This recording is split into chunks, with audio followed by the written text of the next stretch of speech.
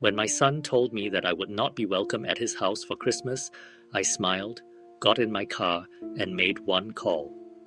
By the new year, I had their mortgage payments cancelled. And that was just the beginning of my plan. Justice must be restored and arrogance punished. You won't believe what I did next. I could make my famous turkey this year, I said, settling deeper into Michael's leather couch, the one with the sage stuffing your mother used to love. Remember how she'd always say it was better than her grandmother's? The words hung in the warm air between us, mixing with the scent of Isabella's expensive vanilla candles. Michael shifted beside me, his wedding ring catching the light from their 12-foot Christmas tree. Something in his posture changed, shoulders pulling inward like he was bracing for impact. Dad, unfortunately, you won't be welcome here for Christmas. The words hit me like a physical blow. I blinked, certain I'd misheard. What do you mean? Why wouldn't I be welcome? Michael couldn't meet my eyes, his gaze fixed on the marble coffee table, the one I'd helped him pick out last spring when Isabella decided their old furniture wasn't sophisticated enough. Isabella's parents are coming, and they'd prefer if you weren't here. My hands went cold. They'd prefer. It's just easier this way, Dad. You know how her family is about traditions. They have their own way of doing things. His voice got smaller with each word, like he was shrinking inside himself. I looked around the living room at the silk curtains I'd paid for when Isabella complained about privacy, at the hardwood floors that had come from my second mortgage, at the crown molding that had maxed out my credit card. Every inch of this house bore my fingerprints, my sacrifice, my love for my son. Their own way, I repeated slowly. And what way is that, Michael? He flinched. Dad, please don't make this harder than it has to be. Through the kitchen archway, I could see Isabella's new KitchenAid mixer, the professional-grade one she'd insisted she needed for her holiday baking phase that lasted exactly 3 weeks. $2,000 of my money sitting there, probably used twice since October. Where will I spend Christmas then? The question came out quieter than I intended. Michael's face crumbled. Maybe you could, I don't know, maybe visit Aunt Rosa, or we could do something the weekend after. The weekend after, like Christmas was just another appointment that could be rescheduled for convenience. I stood up, my knees protesting after 8 years of carrying this burden alone. I see. Dad, wait. But I was already moving toward the door, past the family photos where my face grew smaller and more distant in each frame, past the coat closet that held Isabella's 1,000 jackets. My hand found the doorknob, solid and cold under my palm. Son, I said without turning around, tell Isabella's parents, Feliz Navidad. The December air hit my face like a slap as I walked toward my truck. Behind me, I heard Michael call my name once, then the soft click of the door closing. Final, absolute. I sat in the driver's seat for a moment, engine off, watching the Christmas lights twinkle in the windows of houses I'd never be welcome in. My phone buzzed, probably Michael wanting to smooth things over with empty promises and guilt. I didn't answer. Instead, I turned the key and drove into the darkness, leaving behind the warm glow of the house I'd bought but would never belong in. The heater hummed against the December cold as I navigated the familiar streets toward home. South Hills sprawled around me, every neighborhood corner holding memories of the man I used to be, the one who believed family meant everything, who'd give his last dollar to see his son smile. That man was a fool. I stopped at the red light on 29th and Grand, watching a young father load Christmas presents into his SUV. His kids pressed their faces against the window, breath fogging the glass with excitement. Once upon a time, that had been Michael and me. Before Isabella. Before I became nothing more than a walking AT with inconvenient emotions. The numbers started rolling through my head like a broken slot machine. $2,800 every month for 5 years. My calculator had given up trying to make sense of it last spring when I'd finally added up the total. $140,000. More money than Maria and I had saved for our entire retirement. Gone. Just gone. I pressed the accelerator harder than necessary as the light turned green. The truck responded with a growl that matched my mood. 5th Street, that was where I'd refinanced my house, our house, Maria's and mine, to cover their down payment. The loan officer had looked at me with pity I hadn't recognized at the time. "Mr. Flores, are you sure about this? You're putting a lot at risk for someone else's investment."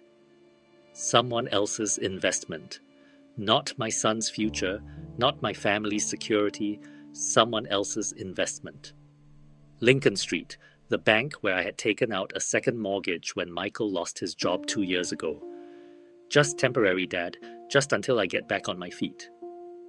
Isabella had stood behind him, $700 purse slung over her shoulder, nodding sympathetically while mentally calculating how much my desperation was worth. Nothing. As it turned out, my desperation was worth nothing to them.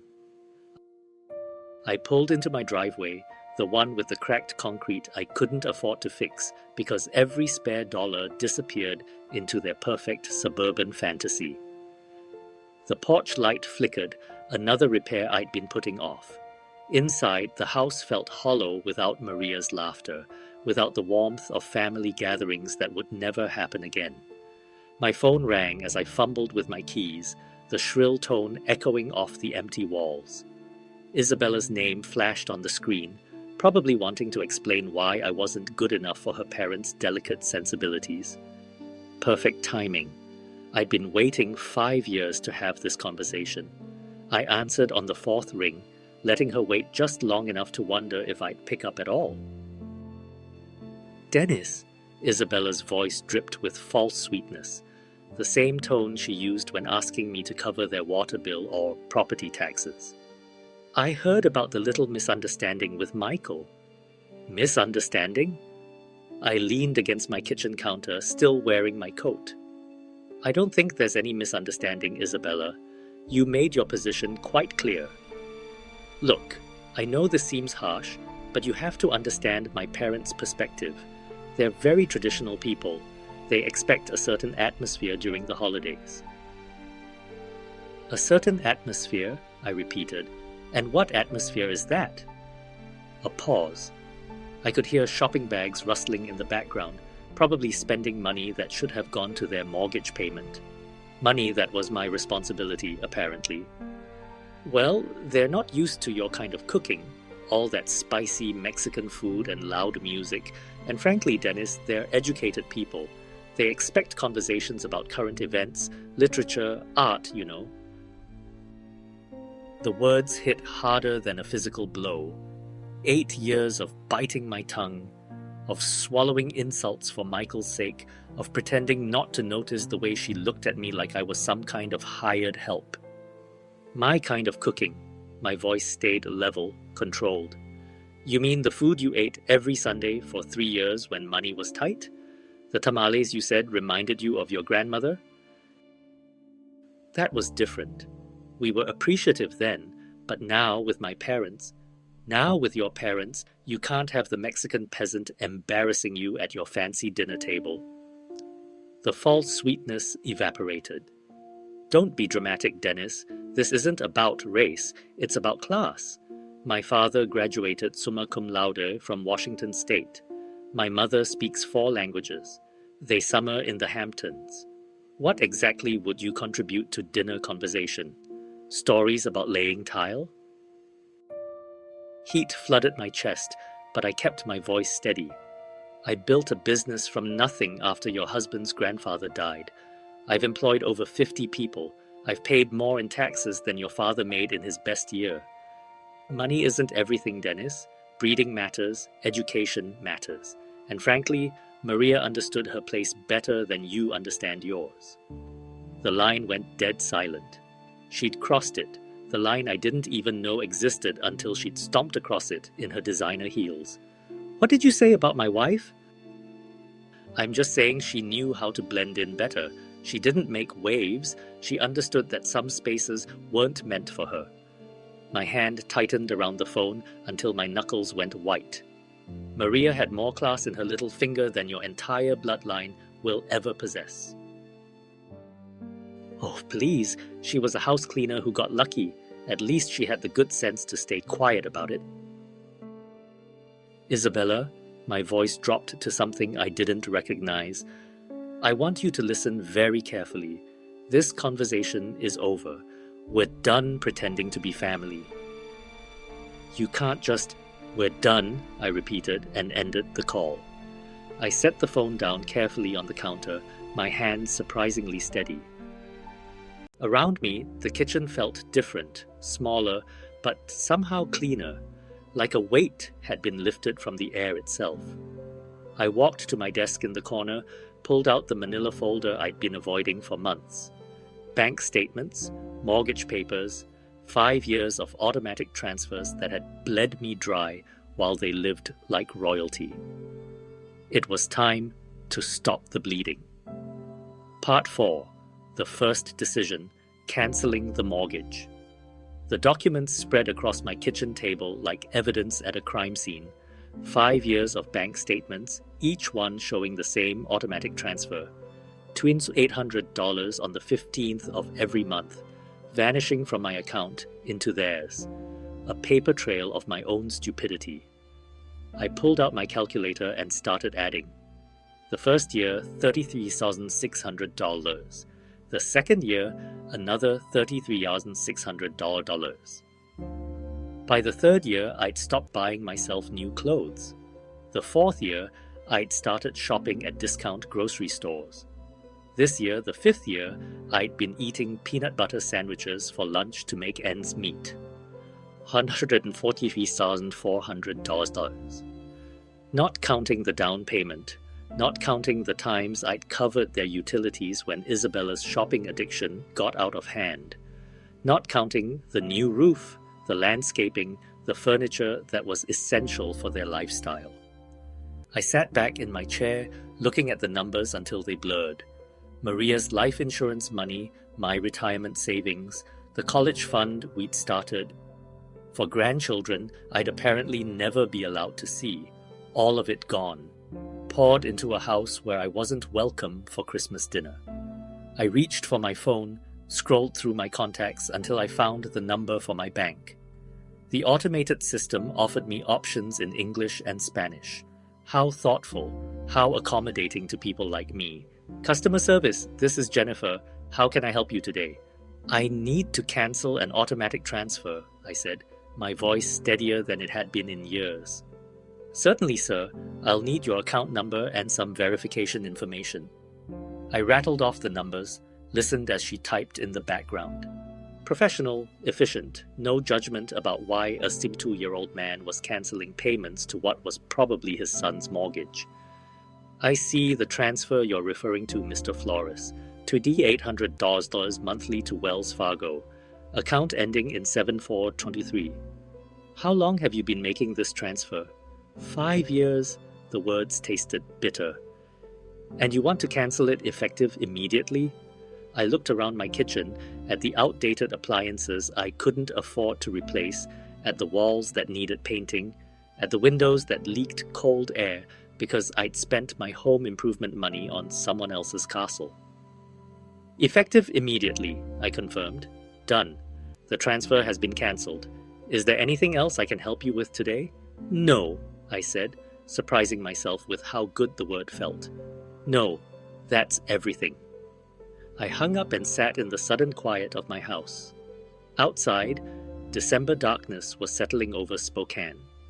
Christmas lights twinkled in windows where families gathered without conditions, without judgment, without the need to hide who they were. For the first time in 5 years, next month's budget would balance.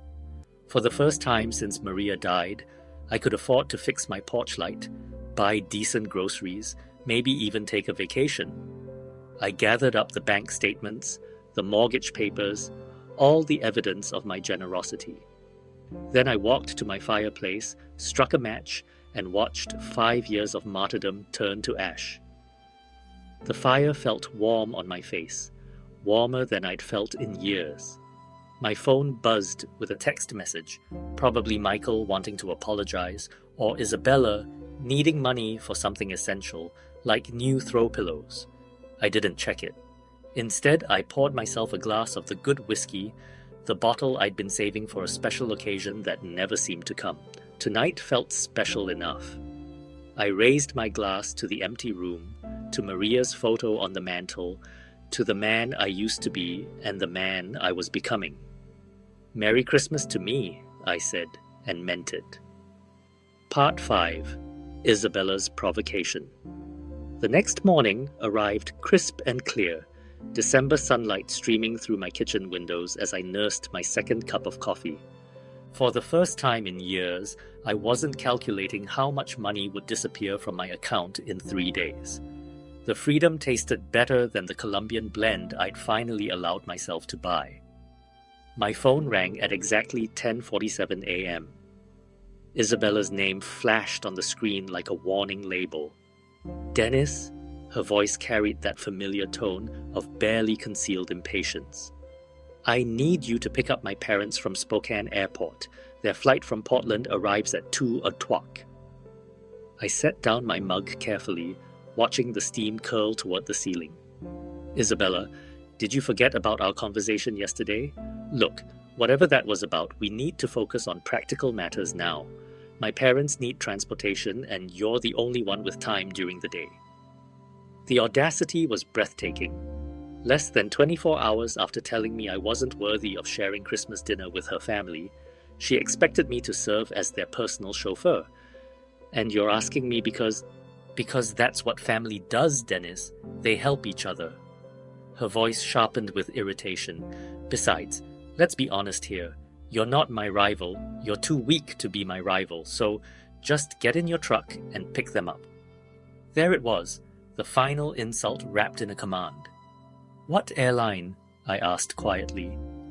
Alaska Air Flight 447. They'll be at baggage claim Carousel 3. And Dennis, they're expecting someone who can handle their luggage properly. Don't embarrass us. I could hear her nails tapping against something hard. Probably her granite countertop, the one I'd paid for when she decided laminate wasn't suitable for her dinner parties.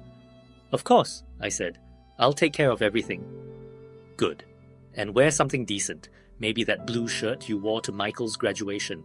They notice things like that. The line went dead. She hadn't even said thank you. I sat back in my chair, looking at my phone's blank screen. To Unprod. Flight 447. Baggage claim. Carousel 3. I glanced at the wall clock above my sink. 10:52 a.m. Plenty of time. I poured myself another cup of coffee, added an extra spoonful of sugar, and opened yesterday's newspaper to the crossword puzzle I hadn't finished. 7 across. Delayed gratification. 12 letters. The answer would come to me eventually. Part 6. The Airport Trap.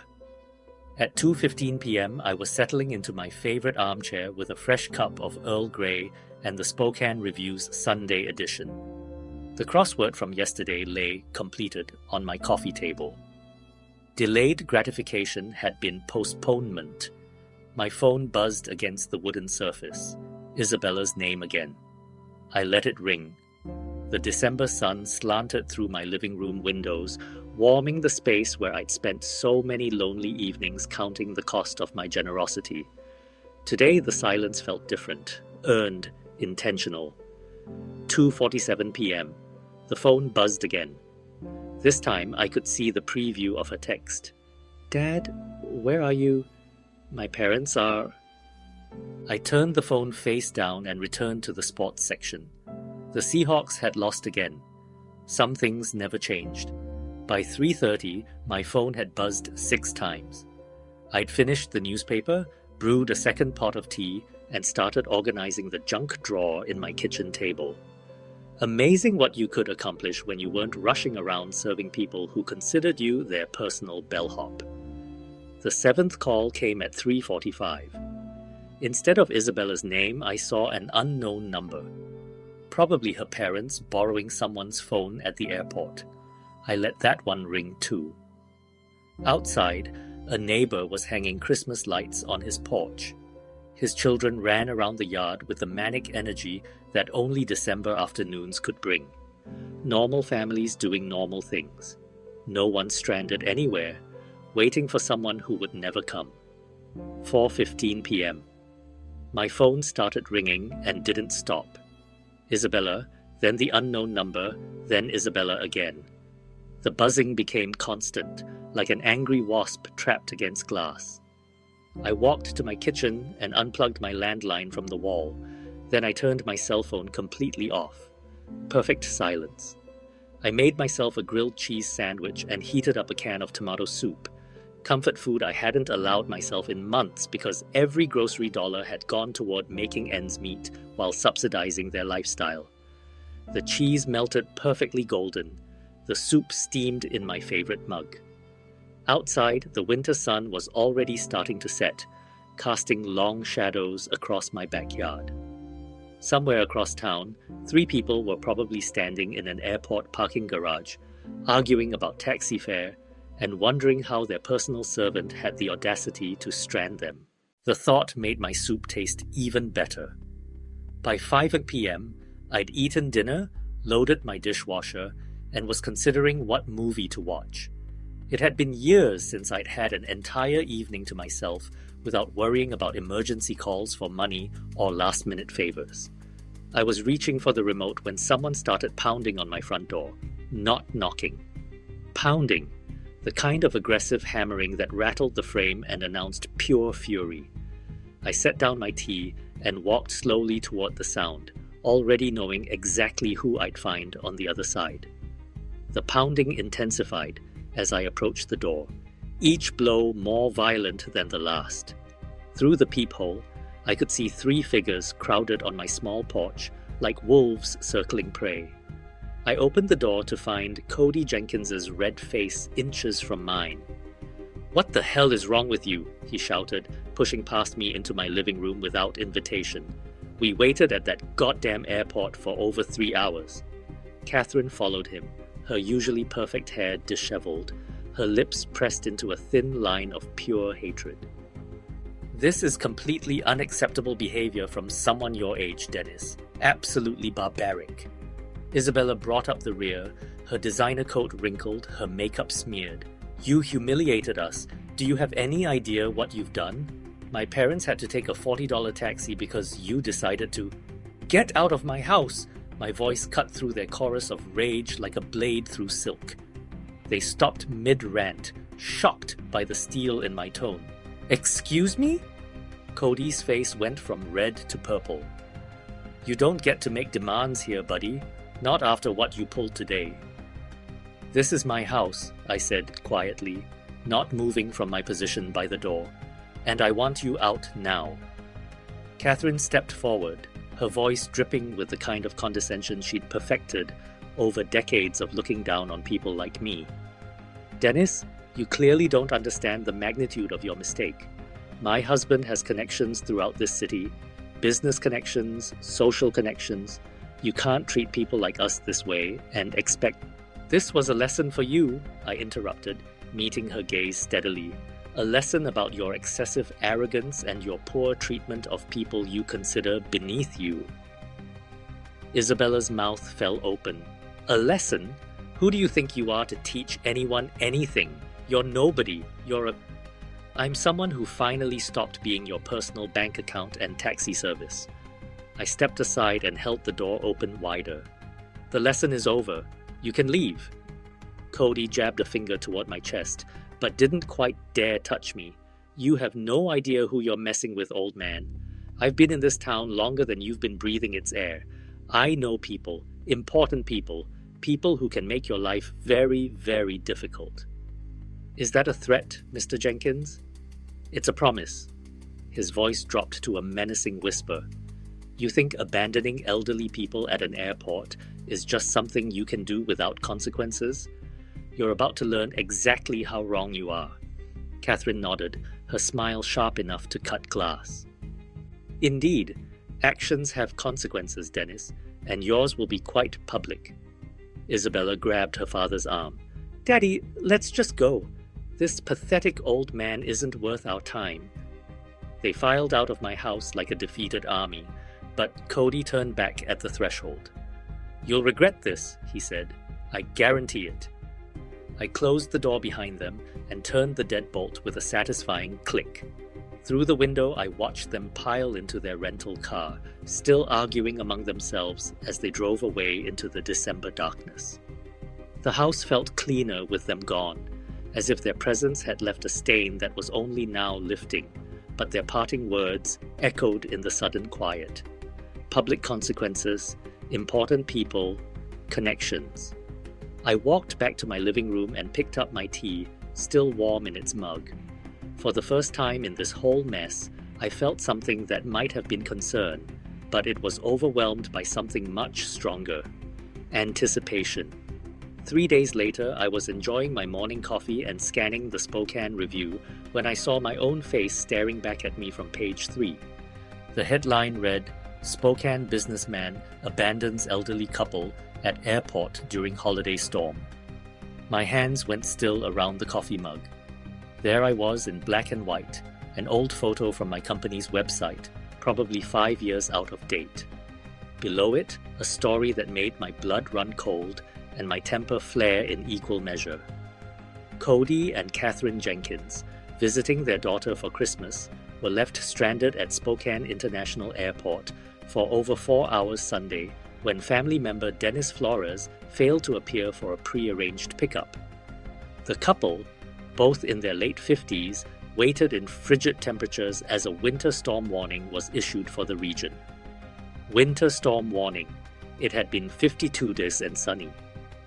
We couldn't believe someone would just abandon us like that, said Cody Jenkins, a retired banking executive. We called repeatedly, but Mr. Flores never answered his phone. We were forced to take an expensive taxi in dangerous weather conditions. At our age, this kind of treatment is not just inconsiderate, it's dangerous. The article continued with quotes about my pattern of erratic behavior and concerns about my mental state. Cody had painted himself and Catherine as helpless victims of a cruel old man who'd suddenly snapped without provocation. No mention of the Christmas dinner rejection, no context about Isabella's demands or their years of financial exploitation. Just me, the villain who abandoned poor elderly tourists during a blizzard that existed only in Cody's imagination. I sat down my coffee and read the article again slowly, then a third time. The byline belonged to Patricia Morrison, lifestyle editor. I didn't recognize the name, but I recognized the strategy. Cody had called in favors, used his banking connections to get this story placed exactly where it would do maximum damage to my reputation. Smart, very smart. For the first time since this whole mess started, I felt a grudging respect for my opponents. They weren't just entitled trust fund babies throwing tantrums. They were strategic, calculating. They understood that in a small city like Spokane, reputation was everything. One well-placed newspaper article could destroy decades of hard work. They had declared total war. I folded the newspaper carefully and set it aside, my mind already shifting into the methodical planning mode that had built my business from nothing. This wasn't about airport pickups anymore. This wasn't about Christmas dinner or mortgage payments. This was about winning. I pulled out my laptop and began typing names into search engines. Cody Jenkins, Catherine Jenkins, Isabella Flores. Their social media profiles, their connections, their habits, their weaknesses, everything they'd foolishly made public over the years. If they wanted to play chess, I'd show them what a real strategist looked like.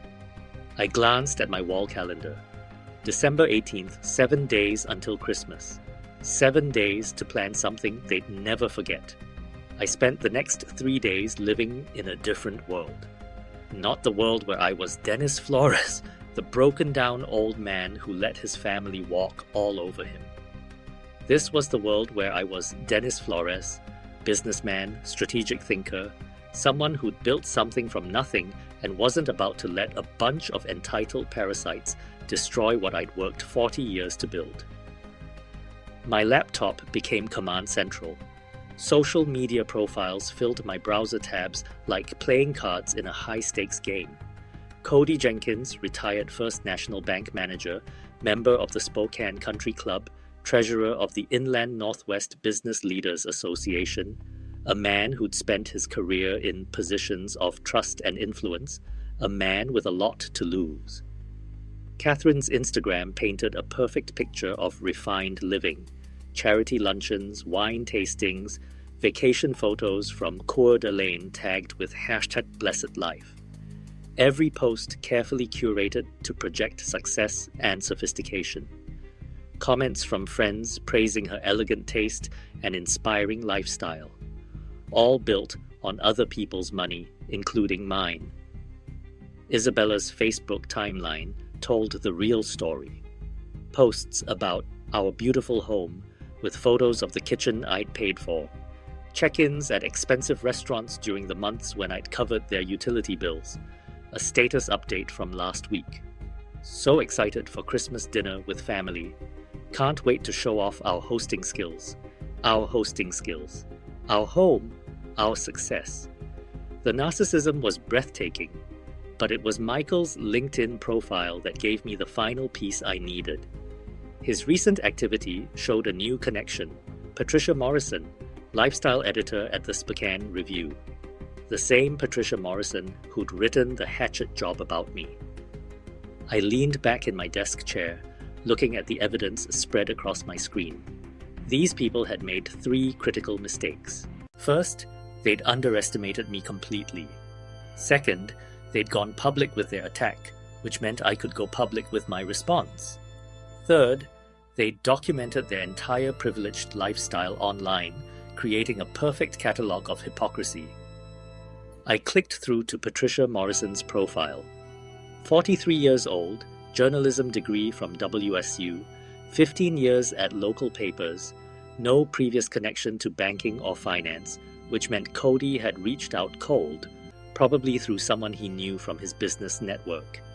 A 5-minute search through local business directories confirmed my suspicion. 3 mutual connections between Cody and Patricia's editor. The story hadn't just appeared. It had been planted carefully and deliberately.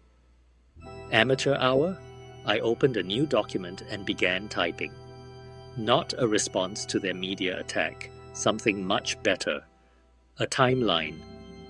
5 years of financial support documented with bank statements, receipts, and cancelled checks. The down payment for their house, $47,000 from my home equity loan. The kitchen renovation when Isabella decided granite countertops were essential, $18,000 from my credit card.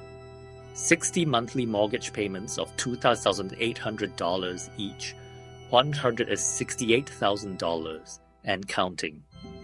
$250,000 more than I'd spent on myself in the last decade. My phone buzzed with a text from a number I didn't recognize, probably Isabella trying a new angle. I ignored it and kept working. By evening, I had everything organized in a manila folder thick enough to choke a horse. Bank statements, receipts, photos downloaded from their social media showing off purchases I'd funded, a printed copy of the newspaper article with my handwritten notes in the margins documenting each lie and distortion. I looked at my wall calendar. December 24th was circled in red, not because it was Christmas, but because it was the perfect day for justice. According to Isabella's Facebook events, they were hosting Christmas dinner for 12 people, family, friends, neighbors, members of their social circle, the kind of people who read the Spokane Review and formed opinions based on what they saw there. The kind of people who deserved to know the truth. I closed my laptop and walked to my kitchen where I'd left my good camera, the one I'd bought years ago to document job sites for my business. Time to put it to work, documenting something else entirely. Tomorrow was Christmas Eve. Tomorrow, Cody Jenkins and his family were going to learn what happened when you declared war on someone who actually knew how to fight.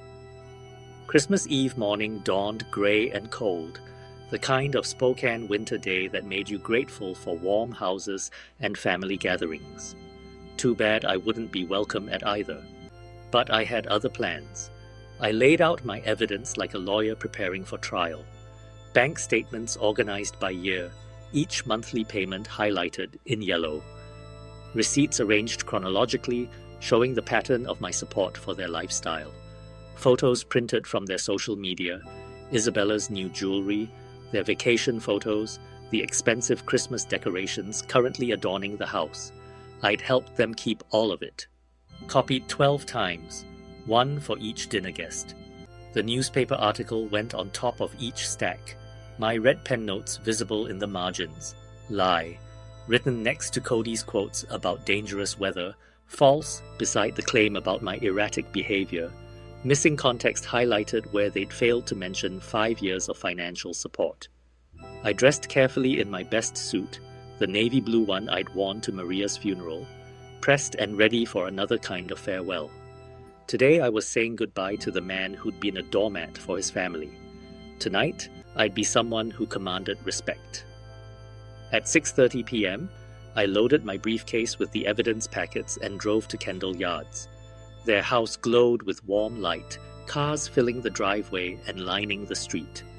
Through the front windows, I could see figures moving around the dining room, Isabella playing hostess in the home my money had helped them buy.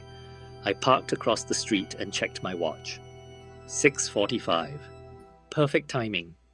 Late enough that everyone would be seated for dinner, early enough that they'd still be on the main course. No easy escape for anyone. The front door was unlocked. Of course it was. Isabella loved to show off how safe their neighborhood was, how they didn't need to worry about security like people in rougher areas. I let myself in quietly, the warm air hitting my face along with the sounds of laughter and conversation from the dining room. And then Catherine said, "But darling, that's not how we do things in our family." Someone was speaking, followed by more laughter. Our family, after everything they'd done to exclude me from it. I walked into the dining room carrying my briefcase, 12 faces turning toward me with expressions ranging from surprise to horror. Isabella froze with her wine glass halfway to her lips. Michael's face went pale. Cody and Catherine looked like they'd seen a ghost. "Good evening, everyone," I said calmly, setting my briefcase on their marble sideboard. "I hope you don't mind me joining your Christmas celebration." Isabella found her voice first. "Dennis, this is completely inappropriate. You need to leave immediately." "Actually," I said, opening my briefcase and pulling out the first stack of papers, "I think your guests deserve to know who really paid for this dinner, this house, and this lifestyle you've been showing off." A woman I didn't recognize, probably one of Catherine's charity friends, leaned forward with curiosity. "What is he talking about, Isabella?" "He's having some kind of episode," Isabella said quickly. "Michael, call someone." But I was already moving around the table, placing a packet of documents in front of each guest. "Here are the bank records," I said conversationally. 5 years of financial support, $168,000 in mortgage payments alone, plus the down payment, renovations, furniture, appliances, everything you see around you. The room went silent except for the rustling of papers as 12 people began examining the evidence. I watched their faces change as they absorbed the numbers, the dates, the undeniable proof of my generosity and their deception. "This is," one man started, then stopped, staring at a bank statement. "Outrageous," finished the woman across from him. "Isabella, why didn't you tell us any of this?" Isabella's perfect composure was cracking. "It's more complicated than it looks. Dennis volunteered to help us. We never asked." "Actually," I interrupted, pulling out the newspaper article, "let's talk about what you did ask for and what you told the media about me." The temperature in the room seemed to drop 10 degrees. I placed copies of the newspaper article on the table, watching as the dinner guests recognized my photo from the unflattering story that had run 3 days earlier. "Now," I said, my voice carrying clearly through the sudden silence. Let's talk about the real manipulators in this family. Cody's face had gone from red to ashen. Catherine sat rigid in her chair, her wine glass forgotten in her hand. Mr. Jenkins here used his banking connections to plant this story, I continued, tapping the newspaper.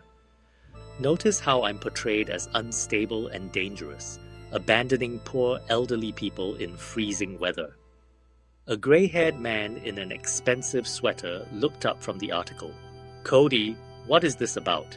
The weather was 52 degrees and sunny, I said before Cody could answer, and they weren't stranded tourists. They were Isabella's parents coming to the Christmas dinner I'd been banned from attending because I wasn't good enough for their company. Catherine finally found her voice. That's not... We never said... You never said what, Catherine? I pulled out my phone where I'd screenshotted several of Isabella's social media posts. That I was too low class for your parents? That my Mexican food and working class conversation would embarrass you in front of your educated friends? The woman I'd identified as one of Catherine's charity friends shifted uncomfortably. Catherine, surely you didn't... He's twisting everything, Cody blustered, but his voice lacked conviction. This man has serious mental health issues. The stress of aging, financial problems. Financial problems? I almost laughed. Mr. Jenkins, I've been supporting your daughter and son-in-law to the tune of nearly $3,000 a month for 5 years. The only financial problems here are the ones you're about to have. I turned to address the entire table. These people have taken $200,000 from me while calling me names behind my back. They've manipulated my son against me, banned me from family gatherings, and when I finally stood up for myself, they tried to destroy my reputation in the newspaper. Michael spoke for the first time, his voice barely above a whisper. Dad, I didn't know about the newspaper. Your wife knew, I said quietly, and her parents orchestrated it. They turned me into a villain for refusing to be their personal ATM and chauffeur. The social dynamic in the room was shifting like tectonic plates. I could see it in the guests' faces, the gradual realization that everything they'd been told about tonight's generous hosts was built on lies. This is unconscionable, said an elderly woman in pearls, staring at the bank statements. Cody, how could you let your daughter take advantage of this man's generosity, then attack him publicly when he stopped enabling it? Cody's carefully maintained facade was crumbling. You don't understand the full situation. I understand perfectly, the woman interrupted. This man has been supporting your family financially while you treated him like hired help, and when he finally said no, you tried to ruin his reputation. Catherine's voice came out strangled. He abandoned us at the airport. After you told me I wasn't welcome at Christmas dinner because my presence would be inappropriate for your parents, I said calmly. After 5 years of paying their bills while you looked down on me for my ethnicity and education level. The silence was deafening. 12 people staring at Cody and Catherine with expressions ranging from disgust to embarrassment for having associated with them. Isabella made one last desperate attempt to control the narrative. Everyone, please, this is a family matter that's gotten out of hand. No, I said firmly. This stopped being a family matter when you made it public. When you used the newspaper to attack my character. When you decided my reputation was acceptable collateral damage for your pride. I looked around the table at faces I didn't recognize, but who now knew exactly who I was. I wanted them all to know the truth before they read about Dennis Flores in the paper again, because they would read about me again, but next time it would be the real story. I closed my briefcase and straightened my tie. Enjoy the rest of your dinner. It's the last one I'll be paying for. As I walked toward the door, I could hear the eruption beginning behind me, voices raised in accusation, questions demanding answers, the sound of a carefully constructed social facade falling apart. It was the most beautiful Christmas music I'd ever heard. The letter arrived on a Tuesday morning in March, delivered by certified mail, with the weight of legal consequences behind every word. I signed for it at my front door, noting how the spring air smelled of new growth and possibility instead of the winter desperation that had marked those dark December days. Notice of default, the envelope read. Final demand for payment. Inside, 3 months of missed mortgage payments had caught up with Michael and Isabella like a tsunami of reality. 8,400 in arrears. 14 days to bring the account current or face foreclosure proceedings on the house I'd helped them buy. I set the letter aside and returned to my coffee, reading it the way you'd read news about distant weather. Interesting, but not your problem anymore. My phone had been ringing for weeks with increasingly desperate calls. Isabella's number blocked after the first hysterical voicemail. Cody and Catherine, whose social standing in Spokane had evaporated like morning mist after their Christmas dinner humiliation. Even Michael, whose calls I'd been ignoring out of a mixture of anger and curiosity about how long it would take him to swallow his pride. The answer, apparently, was 97 days.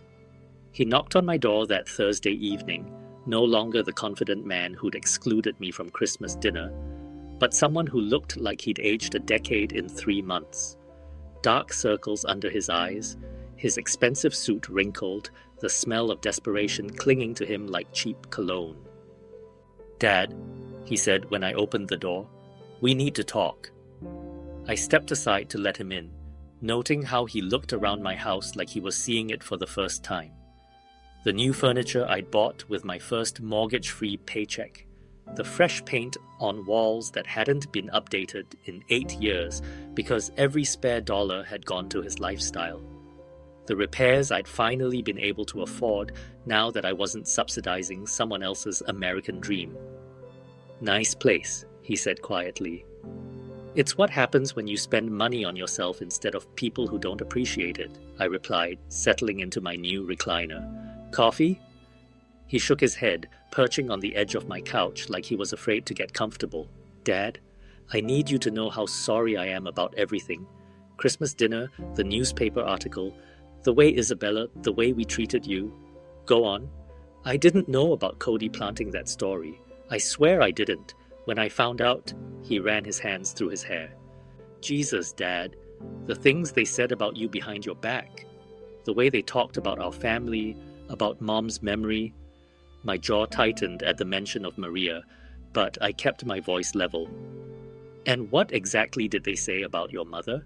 That she knew her place better than you knew yours. That she understood boundaries." He couldn't meet my eyes. "I should have defended you. I should have stood up to them years ago." "Yes," I said simply. "You should have." We sat in silence for a long moment, the weight of 5 years of mistakes filling the space between us. Outside, I could hear my neighbor mowing his lawn, the normal sounds of a normal Thursday evening in a normal neighborhood where sons didn't all exclude their fathers from Christmas dinner. "The house is in foreclosure," Michael said finally. "I know.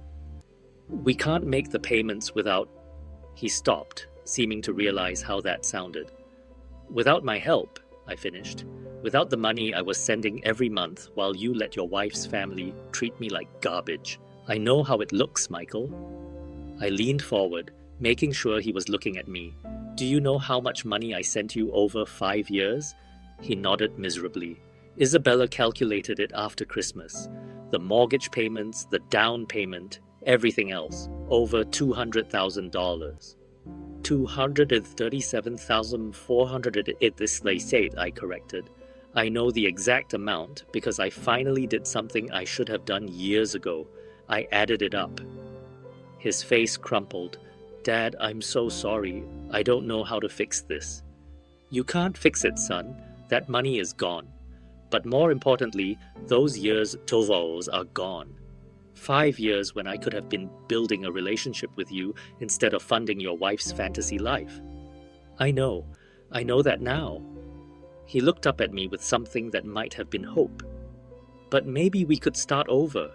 Maybe there's a way to—" "Are you asking me to resume the mortgage payments?" The hope died in his eyes. "We're going to lose everything, Dad. The house, Isabella's respect for me, her parents' approval. I don't know what I'll do." You'll figure it out, I said, not unkindly, the same way I figured out how to live without a son who respected me, the same way I learned to spend Christmas alone while you celebrated with people who thought I was beneath them. He started to cry then, quietly, like a man who'd run out of other options. I lost you, didn't I? I chose them over you, and now I've lost you forever. I watched him for a long moment. This man I'd raised and loved and sacrificed for, who'd let his wife's family convince him that his father wasn't good enough for their company. Michael, I said finally, you didn't lose me. You gave me away. There's a difference. He wiped his eyes with the back of his hand. Is there any chance, any way you could forgive me? I forgave you months ago, I said, and meant it. But forgiveness doesn't mean going back to the way things were. It doesn't mean pretending this didn't happen, or that I'm going to resume paying for a lifestyle that came with the condition that I be grateful for scraps of your attention. Then what does it mean? I stood up and walked to my mantel, where Maria's photo sat next to a new picture, me with Rosa and her family at Easter dinner. The first holiday I'd spent with people who actually wanted me there. It means that if you want a relationship with me, you'll have to build it from scratch. It means showing me respect instead of demanding I earn it. It means making choices based on what's right, not what's convenient. I turned back to him, and it means that the next time someone, your wife, her parents, anyone, tries to exclude me from family gatherings, you'll remember who actually acts like family. He nodded slowly, understanding perhaps for the first time that respect wasn't something you could take for granted. The house, he asked quietly, isn't my problem anymore. I sat back down, feeling lighter than I had in years. You're a grown man, Michael. Figure it out like grown men do. Get a job that pays enough to cover your bills. Sell the house and buy something you can afford. Stop living beyond your means and expecting other people to subsidize your choices. He stood up slowly, his shoulders straight for the first time since he'd arrived. You're right about all of it. I know. He walked to the door, then turned back. Dad, for what it's worth, seeing you stand up for yourself at Christmas dinner, I was proud of you. Embarrassed and angry, but proud too. Good, I said. Maybe there's hope for you yet. After he left, I poured myself a glass of the good whiskey and stepped onto my back porch. Spring was coming to Spokane, the trees beginning to bud, the air warming with promise. In 4 months, I'd be 63. Maria had been gone for 8 years. I'd wasted 5 of those years being a doormat for people who didn't appreciate sacrifice. I wasn't planning to waste any more. My phone buzzed with a text from Rosa. Dinner Sunday. The kids want to show you their school projects. I smiled and typed back. Wouldn't miss it. Real family, it turned out, was something you found with people who actually wanted you there. Everything else was just expensive theater, and I was done buying tickets to shows where I wasn't welcome on stage. The whiskey tasted like freedom, and the future looked exactly as bright as I was willing to make it.